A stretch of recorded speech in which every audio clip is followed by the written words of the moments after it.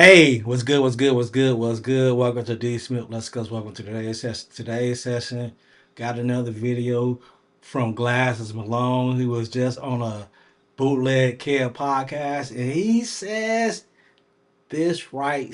He says this right here. I'm 100% sure. Oh boy, it's trash. Welcome to the session. Like, comment, subscribe. Check this out. Stat Quo and Justin were doing a podcast yesterday. Top calls in to give full context on why Kendrick and Game stopped talking. Had to do with the 100 video shoot, which is 12, 13 years ago now at this point, 10 years ago. Kendrick not loving the fact that Drake was in Compton and had subliminal bars for Kendrick on that record. I think it's a shame because, you know, they got Game and Kendrick have such deep history, and I don't know. I'm still really surprised, and I don't know exactly what the Chuck was thinking. Like, you can't let this game, you can't let out in Compton. right. You really ain't supposed to be on the record with him. But if Anyway. you know, you don't bring him to Compton. Like I that's even watching Top. Like I didn't want. So I'm gonna keep saying this. What gang member bring the ops to Compton to allow the op to diss the homie? Then the gang member act like he didn't know what the hell was going on. For 10 years, the gang has been acting like I didn't know Kendrick didn't like that. Can't make these stories up, man. How to do that because I don't want them arguing on the net and shit. It is just disappointing, and it's frustrating. You know what I mean? It's frustrating because everybody is looking. Hip hop is such a we thing. You know what I mean? It's a us thing. Right. And whenever there's cracks in us, it's just fucking ridiculous. Yeah, especially two guys who are just like historically. I mean, I'm just happy I got to see them perform The City together. I think it's the only time ever that will like that ever happened, because it was like right when like Good Kid, Mad City came out. There was a KKFR show in Phoenix. The Game and Kendrick were on, and Game brought K-Dot out to do The City. I forget what Game album that was on. It's such a great record. But yeah, I definitely think it's when you hear shit like that, it's like, oh, that makes so much sense.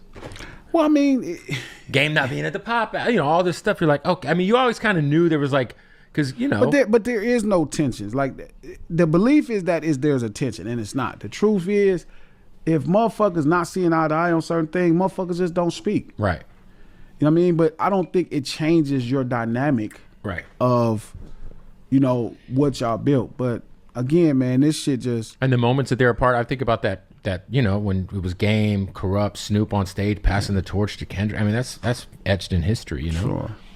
So yeah, I saw that shit. I was like, fuck, man. I bet when Snoop was passing the torch to Kendrick Lamar, I bet the gang was like secretly hating this little motherfucker right here. Bet he was hating. You, how, okay, on a scale from like 1 to 100%, because you made headlines because you brought up the fact that Drake might be assisting in some of the financing of pushing this YG narrative with the Draco situation. How sure are you that that's a thing? 100%. 100%. Bro, it's not. ASAP Rocky just did an interview where he explained, like, man, this is something that they do in the business. You know what I mean? They seed stories. Like, this is not no big thing. Like, the same thing happened in the civil suit with Universal. He accused them of crimes. There's a reason you accuse somebody of crimes. Puff just went to jail out of a civil suit accusing Cassie of crimes. Like, this is not some deep thing. It's simple. Like, it's right in our fucking face. Like, that's not deep. The fact that everybody... It's not deep, and I believe Glasses Malone because the evidence shows behind the scenes Drake is a creep. Behind the scenes, he is a asshole. Behind the scenes, he ain't doing it. He's paying individuals to do these things because he don't have the balls. He's paying these individuals Evidence is Pusha T. Evidence he lied about Kendrick Lamar. The evidence shows, oh boy does these things behind the scenes over a rap battle. He lost a rap battle. Move the fuck on, man.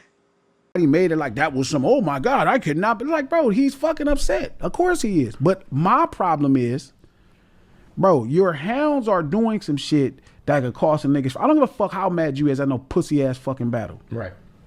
I don't give a fuck how mad you is about no fucking dumbass rap battle. Grow the fuck up, bro. You're gonna make millions of dollars. Your kids are straight, but you keep playing and just get fucked up. It's gonna get fucked up, bro. Cause ain't nobody just taking no fucking losses. Nobody got enough money to not be seen.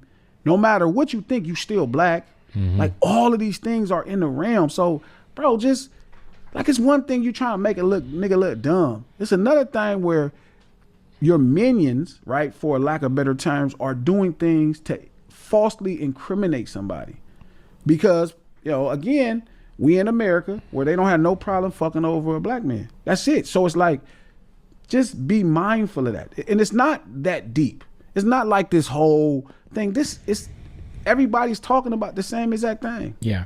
It's almost like when you push a narrative. First of all, it's easy to push narratives, especially if you have certain people in your pocket or who fuck with you. You know what I'm saying? And narratives become truths, man. And people get drummed up off of public sentiment. Like it's a thing. Like public sentiment is a real thing.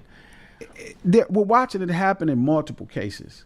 Like we keep seeing it happen. And I'm just saying, and this is another thing, like, right, the burden of culture that will make you responsible.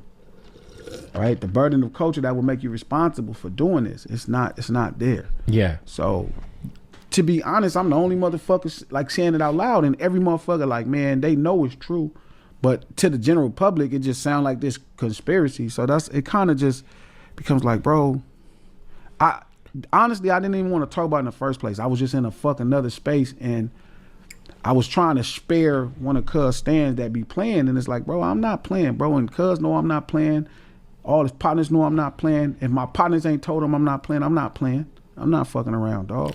Yeah, man, there's like real life, like you said, it's one thing to make someone look stupid or look broke or whatever the fuck. But it's like when you start fucking around with people's life, it's like, yeah, what are we doing here? Yeah, and that's to me what it is. So it's like, YG, bro, didn't kill that man, bro.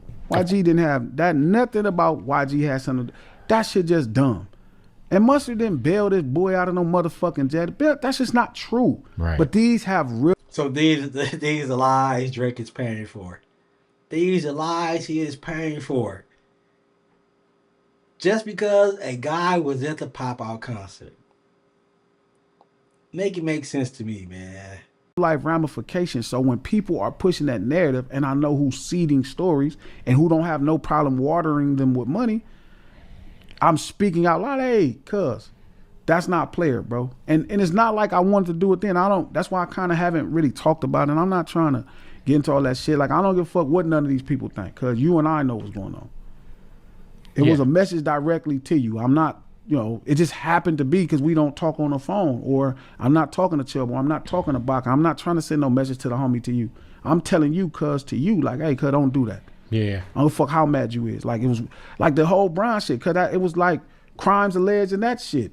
Prostitution. You talking about cuz and this old lady. He alleged crimes against Brian about paying for pussy. Yeah. And you, like, this ain't something abnormal, cuz he's been doing it the whole time since the battle. Yeah, imagine like you put like he like why like that's the thing, bro. Motherfuckers have no standards. It's like you over here trying to break up someone's marriage because they went to the Pop Out and dance to a nigga song who he been dancing. But and I get it, to the general population.